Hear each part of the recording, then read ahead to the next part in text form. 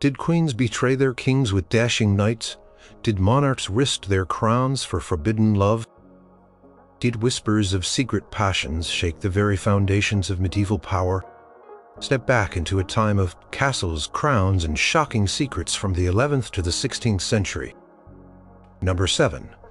The unbreakable bond of Edward II and Piers Gaveston. The year was 1307. Edward Longshanks, King Edward I, lay dying. His son, Edward of Caernarfon, was about to inherit the throne of England. From the moment he became King Edward II, a shadow fell across his reign, a shadow named Piers Gaveston. Gaveston, a Gascon knight, had been a childhood companion of the new king, a bond that grew fiercely strong over the years. Edward I had, in fact, banished Gaveston from court, seeing the undue influence he held over his son. But the elder king's death immediately reversed this decision. Edward II wasted no time. He recalled Gaveston from exile with incredible speed. Gaveston returned to England, not just as a friend, but as the king's chief confidant, showering him with honors and titles that shocked the established nobility.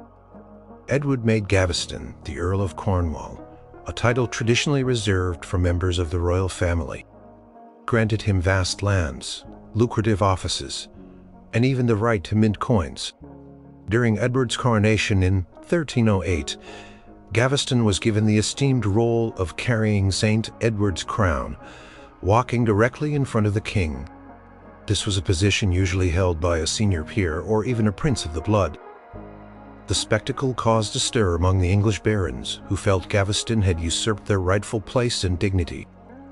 They watched with simmering resentment as the king seemed to prefer Gaveston's company above all others, lavishing him with gifts, attention, and seemingly limitless power. The barons, led by men like Thomas, Earl of Lancaster, the king's cousin, grew increasingly frustrated. They saw Gaveston as arrogant, insolent, and disrespectful. Gaveston, it was said, gave rude nicknames to the most powerful men in the kingdom. The Earl of Warwick became the Black Dog of Arden. The Earl of Lincoln, Burst Belly. The Earl of Pembroke, Joseph, the Jew. Such insults, coupled with Gaveston's rapid accumulation of wealth and power, created a volatile atmosphere at court. The barons demanded that Gaveston be banished from England. Edward, however, was desperate to keep his friend close. He sent Gaveston to Ireland, appointing him as lieutenant, a position of considerable power. But this was merely a temporary solution. Edward continually petitioned for Gaveston's return. Within a year, Gaveston was back in England, much to the fury of the barons. The Parliament of 1311 forced Edward to agree to the ordinances, a series of reforms designed to limit royal power and, crucially, to permanently banish Gaveston. The ordinances stated that Gaveston should never return to the king's domains. Edward initially agreed, but almost immediately broke his word, recalling Gaveston yet again in 1312. This defiance pushed the barons beyond their limit. They raised an army, declaring Gaveston an outlaw. Gaveston fled, but he was eventually captured by the Earl of Warwick. Though he had been promised a trial, the barons had other plans. In June 1312, Gaveston was seized by the Earl of Lancaster and taken to Blacklow Hill near Warwick. There, without a formal trial and in defiance of any previous promises of mercy, he was executed. His death sent shockwaves through England. While many nobles might have secretly approved the unlawful nature of the act, deeply unsettled. Some, including Edward himself, who vowed revenge. Gaveston's death, however, did not resolve the fundamental issues of Edward's reign.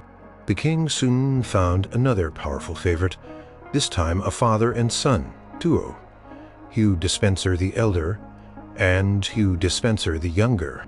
The Despensers, particularly the younger. Hugh quickly filled the void left by Gaveston, acquiring immense power and wealth. They were far more ambitious and ruthless than Gaveston had ever been. Hugh the younger became the king's chamberlain, a position that gave him unprecedented access and influence over the king's person and policies. They used their position to expand their lands and dominate the legal system, alienating not only the barons, but also the Queen Isabella of France. Isabella, who had endured years of her husband's clear preference for his male companions, found herself increasingly mortalized and isolated. The Despensers confiscated her lands and interfered with her household, even taking away some of her children. Isabella's resentment festered. In 1325, she was sent to France on a diplomatic mission to negotiate a peace treaty with her brother, King Charles IV. It was in France that Isabella finally found an opportunity to act. She refused to return to England, publicly stating that she would not live with her husband as long as the Despensers were at his side. In France, she formed an alliance with a powerful exiled English nobleman, Roger Mortimer, who had fled England after rebelling against the Despensers. Together, Isabella and Mortimer began to plan their invasion of England, an invasion that would lead to the downfall of Edward II and the brutal end of the Despensers. In 1326, Isabella and Mortimer launched their invasion.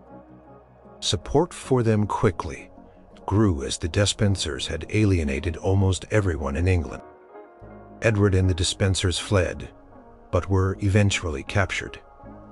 Hugh Despenser the Elder was summarily hanged in Bristol. Hugh Despenser the Younger was subjected to a horrific public execution in Hereford. Accused of treason and heresy, he was drawn, hanged, and quartered, his body parts sent to various cities as a warning. Edward II himself was captured and imprisoned. In January 1327, Parliament was convened, and under pressure from Isabella and Mortimer, formally deposed, Edward declaring his young son, Edward III, as the new king. Edward II was moved from castle to castle, his fate uncertain. In September 1327, he was transferred to Berkeley Castle in Gloucestershire. Whispers began to circulate about his demise. The official story was that he died of natural causes. However, a widespread rumor never fully disproven described a gruesome death.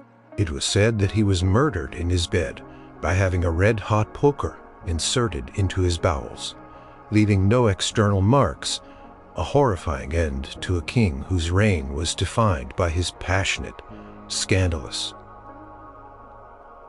attendance. Number 6.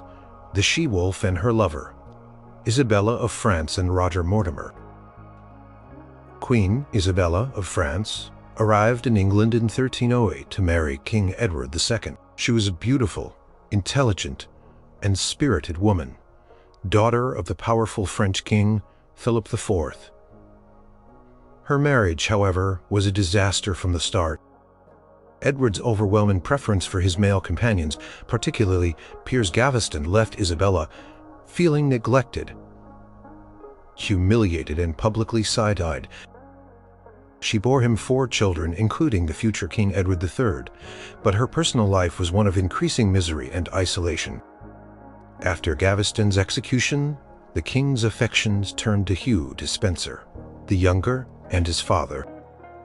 The Despensers actively worked to diminish Isabella's influence, even seizing her lands and interfering with her household. The Queen found herself virtually a prisoner in her own court, her dignity and authority stripped away by 1325. Isabella's patience had worn thin. An opportunity arose when her brother, King Charles IV of France, demanded homage from Edward II for his Gascon lands. Edward, unwilling to leave the Despensers, sent his young son Prince Edward to perform the homage accompanied by Queen Isabella. This diplomatic mission became Isabella's escape. Once in France, she publicly refused to return to England, declaring that she would not live with her husband while the Despensers held power. She became a rallying point for English exiles who opposed the Despensers. Among these exiles was Roger Mortimer, a powerful marcher lord, who had rebelled against Edward II and the Despensers. Mortimer had been imprisoned in the Tower of London, but he had staged a daring escape and fled to France. There he met Queen Isabella. Mortimer was a monarch, ambitious and ruthless man. Isabella, by this point, was a woman consumed by resentment and a desire for revenge against her husband and his favorites. They quickly became lovers, their shared grievances and ambitions cementing their bond. The affair was an open secret in the French court, causing much scandal. The French king, Charles IV, though Isabella's brother, eventually grew uneasy with his sister's flagrant relationship. He urged her to leave France. Undeterred, Isabella and Mortimer sought new allies. They traveled to Hainaut, where they arranged a marriage between Prince Edward and Philippa, the daughter of the Count of Hainaut. This alliance provided them with funds, ships, and mercenary soldiers. In September 1326, Isabella and Mortimer, with Prince Edward, landed on the English coast with a small invasion force. They were immediately met with widespread support. The Despenser's tyrannical rule had alienated almost every sector of English society. Nobles, commoners, and even the church rallied to Isabella's banner. Edward II and the Despensers were quickly abandoned and forced to flee. Edward and Hugh Despenser the Younger were captured in Wales. Hugh Despenser the Elder was executed in Bristol.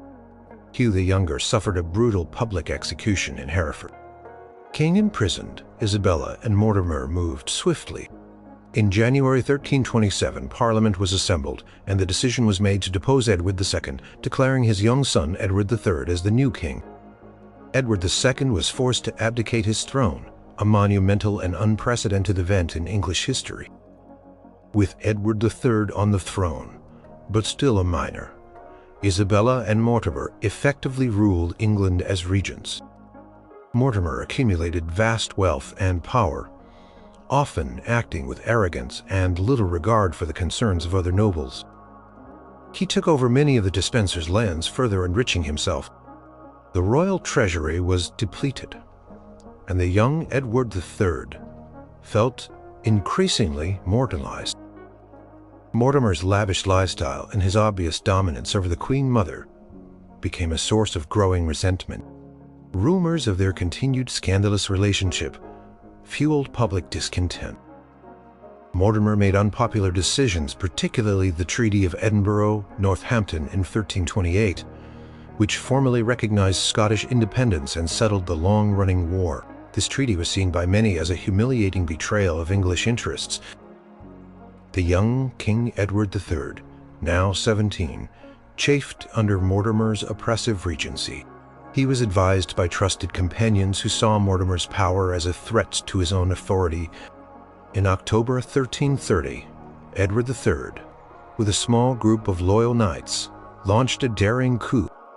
They stormed Nottingham Castle, where Isabella and Mortimer were staying. They found Mortimer in the Queen Mother's chamber, and despite Isabella's pleas of "Fair son, have pity on the gentle Mortimer," he was arrested. Mortimer was taken to London, tried by Parliament on charges of treason, including usurping royal power and complicity in the murder of Edward II. He was found guilty and, in November 1330, was executed by hanging at Tyburn, his death a public spectacle. Isabella, though stripped of her political power, was spared. She was placed under house arrest for several years, her lands confiscated. She eventually retired to Castle Rising, living a relatively quiet life, albeit one of diminished influence. Her passionate affair with Roger Mortimer had brought down a king and reshaped the English throne, leaving an indelible mark on medieval history. Number 5. The Beauforts' beginnings, Catherine Swynford and John of Gaunt. John of Gaunt, Duke of Lancaster, was a towering figure in 14th century England. He was the third surviving son of King Edward III, a powerful nobleman and one of the wealthiest men in Europe. His first marriage was to Blanche of Lancaster, a woman he deeply loved and with whom he had several children, including Henry Bolingbroke, the future king. Henry IV, after Blanche's death, Gaunt married Constance of Castile. But it was his third marriage to his long-term mistress Catherine Swynford that truly caused a stir and had lasting consequences for the English monarchy. Catherine Swynford, born Catherine de Rowett, was a woman of relatively humble origins, but with crucial connections. Her father, Sir Payne de Rowett, was a knight from Hainaut. Her sister Philippa Chaucer was married to the famous poet Geoffrey Chaucer, who was himself in Gaunt's service. Catherine herself first came to Gaunt's household as a governess to his daughters around 1366, after the death of her first husband, Sir Hugh Swynford. It was during her time as governess that Catherine and Gaunt's relationship began. The affair developed over many years. Starting while Gaunt was still married to Constance of Castile, their liaison was long-standing and productive. Between the 1370s and 1380s, Catherine bore Gaunt 4 children: John, Henry, Thomas, and Joan. These children, born out of wedlock while their father was still married, were given the surname Beaufort after Gaunt's castle of Beaufort in Champagne, France. The existence of these illegitimate children and the ongoing affair was an open secret within court circles and beyond. For a man of Gaunt's immense stature and influence, such a long-term public liaison with a woman who was not his wife was scandalous. While royal and noble mistresses were not unheard of, the sheer duration and the number of children produced from this particular relationship made it remarkable. Gaunt's dedication to Catherine and their children was evident, and he ensured they were well provided for, which further highlighted the nature of their bond. Despite the scandal, Gaunt's political power remained undiminished. He was a dominant force during the latter part of his father's reign, and a key player during the minority of his nephew, King Richard II. Constance of Castile died in 1394, leaving Gaunt a widower for the second time. To the surprise of many, and almost immediately after Constance's death, John of Gaunt made a remarkable decision. He chose to marry Catherine Swynford. The marriage took place in January 1396 at Lincoln Cathedral.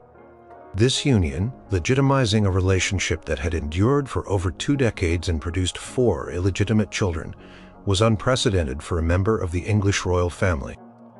It caused a considerable amount of social comment and raised eyebrows throughout England and Europe. While the marriage brought respectability to Catherine and her children in a personal sense, it still had significant implications for the royal lineage. Following their marriage, Gaunt took steps to have his and Catherine's children, the Beauforts, officially legitimized. In 1397, King Richard II, Gaunt's nephew, issued a royal patent legitimizing the Beaufort children.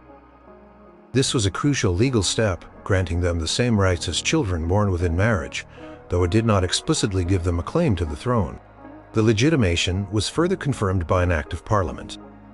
However, a later addition to the patent inserted into the parliamentary roll stated that the Beauforts were legitimized, except a dignitate regale, except for the royal dignity, meaning they were barred from inheriting the throne. The origins and legality of this specific exclusion have been debated by historians for centuries, but at the time it seemed to settle the matter.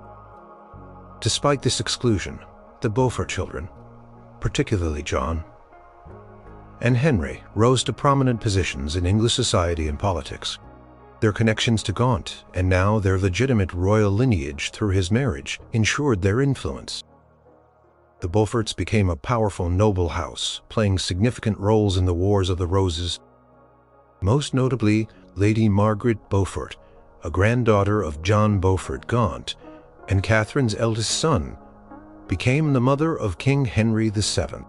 Through her, the House of Tudor, which would rule England for over a century, derived its claim to the throne directly from the legitimized line of John of Gaunt and Catherine Swynford. This long-term, scandalous affair, culminating in marriage and legitimation, thus had a profound and unexpected impact on the future of the English monarchy. Number 4. The King's favorite, Agnes Sorel, and Charles VII of France. The French court of the mid-15th century was a place of political maneuvering and personal intrigue, particularly during the reign of King Charles VII. Charles was a monarch who had to fight fiercely to reclaim his kingdom from the English during the 100 Years' War.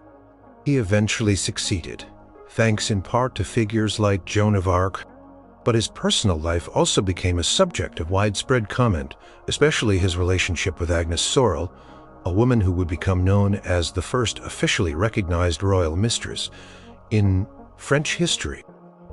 She first appeared at the court of Charles VII around 1443.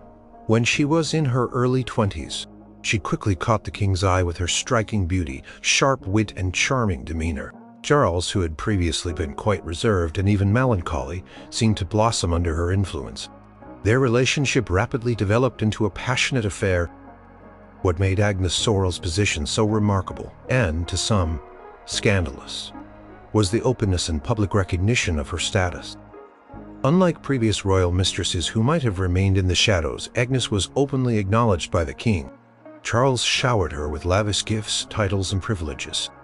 She was given vast estates, including the Château of Laux and the Seigneurie de Bout-sur-Marne, from which she earned her famous nickname, Dame de Bout. Her wealth and influence grew immensely. She wore expensive, fashionable clothing, including daring low-cut gowns that exposed her breasts, which scandalized the more conservative members of the court. She even introduced new fashions, such as diamonds, which became popular at court. Through her example, Agnes did not remain a mere mistress on the sidelines.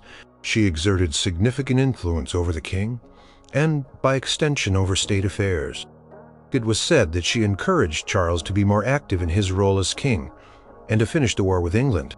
She was known to attend royal councils, and even sometimes offered political advice, a highly unusual and controversial role for a woman who was not the queen.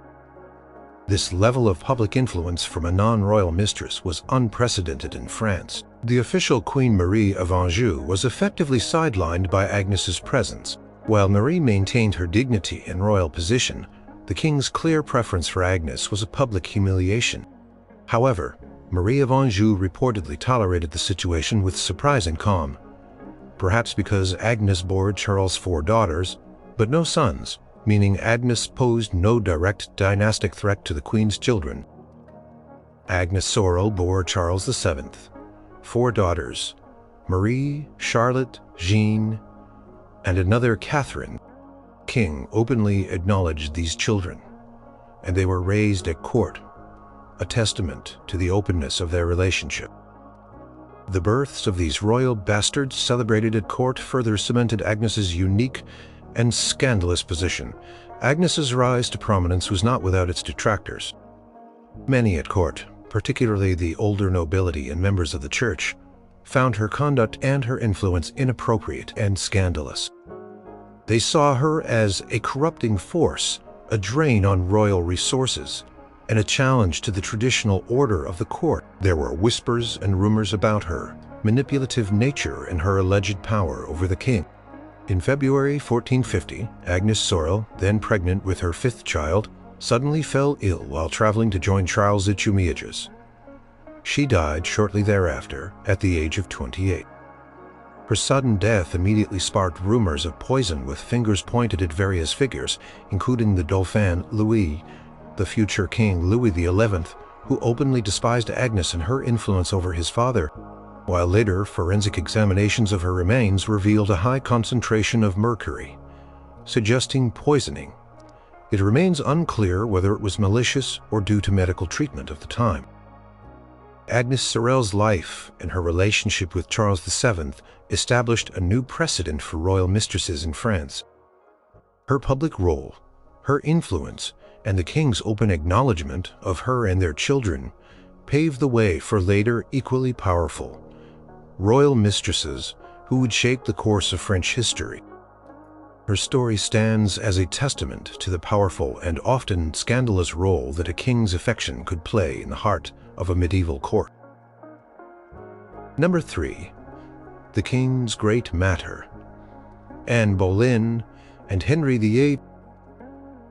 The early 16th century saw the English court dominated by the towering figure of King Henry VIII. Married to Catherine of Aragon for nearly 2 decades, Henry was desperate for a male heir to secure the Tudor dynasty. Catherine had given him a daughter, Mary, but repeated pregnancies resulted in miscarriages, stillbirths, or short-lived infants.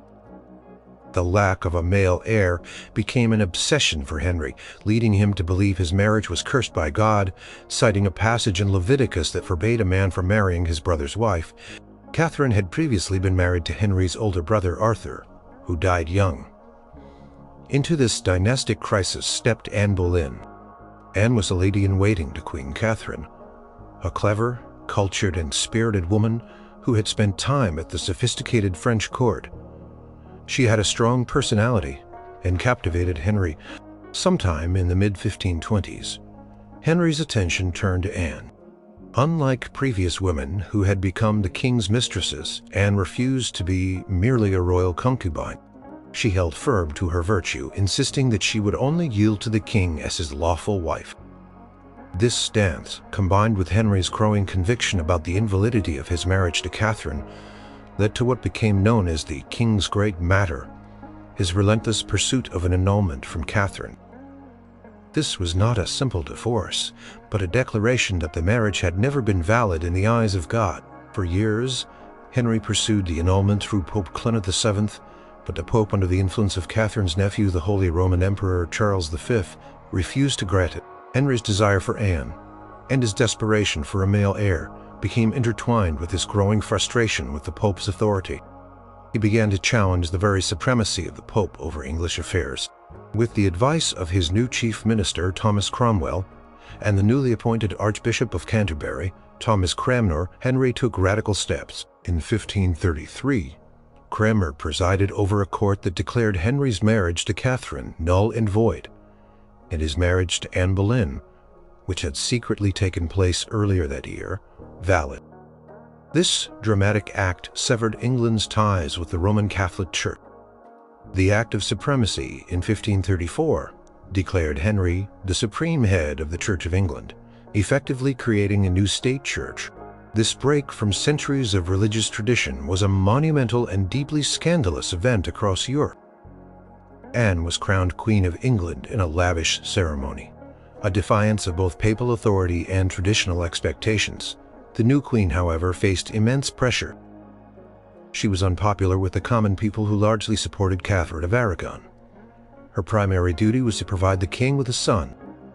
In September 1533, Anne gave birth not to a son, but to a daughter, Princess Elizabeth, the future Queen Elizabeth I. While Henry was initially pleased, the subsequent years brought disappointment. Anne suffered several miscarriages, and one stillbirth failing to produce the desired male heir. As Anne's inability to provide a son became clear, Henry's affections began to wane. He started to look elsewhere. The political climate at court shifted rapidly. Anne had many enemies, particularly those who favored a reconciliation with Rome or simply resented her swift rise. Among them were members of Henry's Privy Council, who saw an opportunity to remove her. In April 1536, the accusations against Anne began to mount with shocking speed. She was charged with adultery, incest, and treason. The charges were sensational. She was accused of having sexual relations with 5 men, including her own brother, George Boleyn, Lord Rochford. She was also accused of plotting to murder the king and of using witchcraft to ensnare him. Many modern historians view these charges as largely fabricated, designed to provide Henry with a legal pretext for her execution and to clear the way for a new marriage. Anne and her alleged lovers were arrested.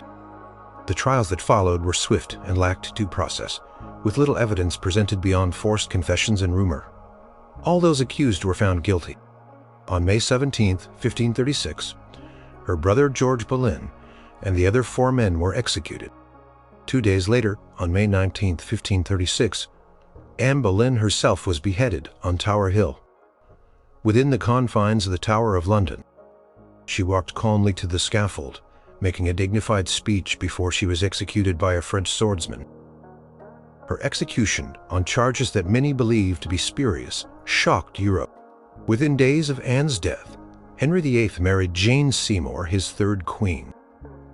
Anne Boleyn's dramatic rise and fall, from a fascinating courtier to Queen of England, and then to the executioner's block, remains one of the most compelling and scandalous episodes in English history, fundamentally altering the religious and political landscape of the nation.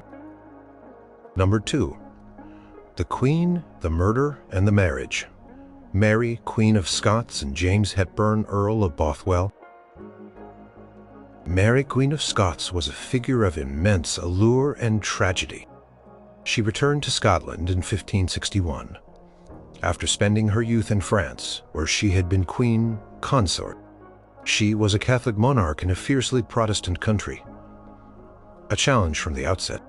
Her first marriage to her cousin Henry Stuart, Lord Darnley, in 1565, was initially promising. Darnley was a handsome man, and their union strengthened her claim to the English throne. However, the marriage quickly deteriorated. Darnley proved to be arrogant, weak, and dissolute, obsessed with gaining more power than Mary was willing to grant him. Darnley became increasingly jealous of Mary's male companions, especially her Italian private secretary, David Rizzio. In March 1566, a group of Protestant nobles with Darnley's connivance burst into Mary's supper chamber at Holyrood Palace. Rizzio, who was with Mary and reportedly clung to her skirt for protection, was brutally dragged away and stabbed multiple times, dying at Mary's feet. Mary, then 6 months pregnant, never forgave Darnley for this betrayal and humiliation. The murder of Rizzio was a deeply shocking and scandalous event, revealing the viciousness of Scottish court politics. After the birth of her son James in June 1566, Mary's relationship with Darnley grew colder. She began to turn more and more to James Hepburn, the 4th Earl of Bothwell. Bothwell was a powerful, ambitious, and notoriously wild nobleman. He was a Protestant, fiercely loyal to Mary, and had supported her against rebellious lords. He was also a married man. Their relationship began to develop, fueling rumors and speculation. The next pivotal event was the murder of Darnley. In February 1567, Darnley, who was recovering from an illness, was staying at the Kirko Field House outside Edinburgh. In the early hours of February 10th, an explosion ripped through the house, destroying it. Darnley's body was found outside in the garden along with his servant. He was not killed by the explosion, but appeared to have been strangled or smothered. The circumstances were suspicious and immediately pointed fingers at Bothwell and by extension at Mary herself. The public outcry was immense. Ballads and placards appeared, openly accusing Bothwell of the murder and implying Mary's complicity. Bothwell was put on a sham trial where he was acquitted due to intimidation and lack of evidence, but public opinion remained firmly against him. Less than 3 months after Darnley's murder in April 1567, Bothwell abducted Mary as she traveled from Stirling to Edinburgh. Whether this was a genuine abduction or a staged event orchestrated by Mary herself has been debated for centuries. Regardless, Mary was taken to Dunbar Castle and within days was reported to have been raped by Bothwell. This act, whether consensual or not, was a deliberate move to force Mary into marriage. As a noblewoman in her position would have been compelled to marry her defiler, Bothwell quickly divorced his wife, Jean Gordon. On May 15, 1567, Mary, Queen of Scots, married James Hepburn, Earl of Bothwell, in a Protestant ceremony. This marriage, so soon after the suspicious death of her husband, and to the man widely believed to be his murderer, caused an international scandal. It alienated many of her loyal supporters, including much of the Scottish nobility, who saw it as an unforgivable act that confirmed her guilt in Darnley's murder. The marriage was a political disaster. Confederation of Protestant lords, outraged by the union and convinced of Mary's involvement in Darnley's death, rose in rebellion. They confronted Mary's forces at Carberry Hill in June 1567. Mary's army largely deserted her, and she was forced to surrender. Bothwell fled, eventually becoming a pirate and dying insane in a Danish prison. Years later, Mary was imprisoned in Loch Leven Castle. Faced with overwhelming pressure and threats to her life, she was forced to abdicate in favor of her infant son, James VI. Her tumultuous reign, defined by a series of ill-fated decisions and scandalous personal choices, came to an end. She escaped Loch Leven in 1568 and attempted to regain her throne, but was defeated and fled to England, seeking refuge with her cousin, Queen Elizabeth I. Instead, she spent the next 19 years in captivity, eventually being executed for treason in 1587, a tragic end to a life marked by passion, power, and enduring scandal. Number 1. The King's Mistress and the Queen's Fury, Henry II and Rosamund Clifford. Henry II, King of England, was a powerful and ambitious monarch. The first of the Plantagenet line, he ruled a vast empire that stretched from Scotland to the Pyrenees. His marriage to Eleanor of Aquitaine in 1152 brought him even greater wealth and territory, creating the Angevin Empire. Their union, however, was tempestuous and fraught with conflict. Henry was known for his restless energy, his quick temper, and his numerous romantic dalliances. While Eleanor was a formidable queen and a powerful figure in her own right, Henry's open infidelity often brought public disgrace and personal humiliation. Among Henry's many mistresses, one figure stands out: Rosamund Clifford. Her story became legendary, wrapped in tales of secret power and a vengeful queen. Rosamund was the daughter of a minor Herefordshire knight, Walter de Clifford. She was renowned for her beauty, so much so that she became known as Fair Rosamund. Her relationship with Henry began sometime in the 1170s, while he was still married to Eleanor. What made Rosamund's affair with the king particularly scandalous was its public nature and the intensity of Henry's affection for her. Unlike other passing dalliances, Rosamund became Henry's principal mistress, holding a favored position at court. Chroniclers of the time noted the king's deep attachment to her. Legends later grew around their relationship, depicting Henry building a secret bower, a labyrinthine retreat at Woodstock Palace, to hide Rosamund from his queen's wrath. These stories, though perhaps exaggerated, reflected the public perception of Henry's efforts to keep his mistress close and protected. Queen Eleanor of Aquitaine was not a woman to be trifled with. She was fiercely intelligent, politically astute, and known for her strong will. She had endured Henry's infidelities for years, but the prominence of Rosamund Clifford was a direct affront to her royal dignity and personal standing. Eleanor's fury was immense. The presence of a rival, openly favored by the king, was a deeply humiliating experience for a queen who had brought so much to the marriage and to the realm. The tension between Henry and Eleanor, already strained by their clashing personalities and political ambitions, escalated dramatically because of Henry's affairs, especially with Rosamund. Their relationship became a central point of conflict within the royal family, fueling Eleanor's resentment and contributing to the widespread discord that afflicted the Angevin court. The marital strife of the royal couple was not a private matter. It reverberated throughout the political landscape of the Angevin Empire. In 1173, just a few years after Rosamund's relationship with Henry became well known, Eleanor of Aquitaine actively encouraged her sons, Henry the Young King, Richard the Lionheart, and Geoffrey, to rebel against their father. This widespread revolt, known as the Great Revolt of 1173 to 1174, involved the princes, supported by their mother, challenging Henry II's authority across his vast domains. While the rebellion had deep political roots, stemming from the sons' desire for more power and their father's reluctance to grant it, Eleanor's personal grievances, including the humility, she was imprisoned first at Chinon and then in England for the next 15 years. Her long imprisonment, a shocking fate for a queen of her stature, was a direct consequence of her open defiance and her role in the rebellion. It also served as a stark reminder of the volatile nature of royal power and personal relationships. Rosamund Clifford's life, however, was cut short. She died around 1176, possibly of natural causes, though legends later suggested that Eleanor of Aquitaine had poisoned her or forced her to choose between a dagger and a cup of poison. These dramatic stories, while unsubstantiated by contemporary historical accounts, reflected the public's fascination with the royal scandal and the perceived rivalry between the queen and the mistress after her death. Rosamund was buried at Gaunt Abbey. Henry himself showed great grief and provided generously for her burial place, further cementing her public image as his beloved mistress. Henry II's long reign was marked by extraordinary political achievements, but also by profound personal turmoil.